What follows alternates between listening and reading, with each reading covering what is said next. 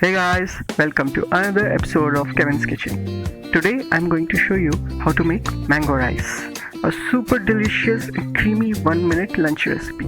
To begin this, we'll take some cooked rice in a bowl and we'll top it with some curd. You can also use some flavored curd, or if you have yogurt, you can also use that. Curd is very good for your stomach, especially during summer season, and it also aids in digestion. So it's really good for you.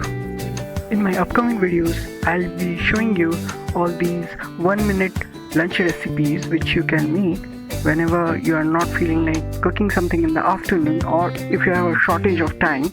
So stay tuned for these creamy delicious recipes. Coming back to the recipe, now we'll add some ripe mangoes.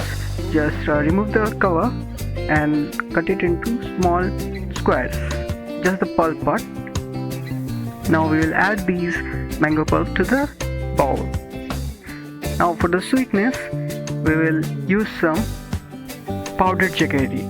You can also use sugar or maple syrup, or if you are slightly on a spicy side, so then you can add some salt and some chilli powder. For now we are using some powdered jaggery.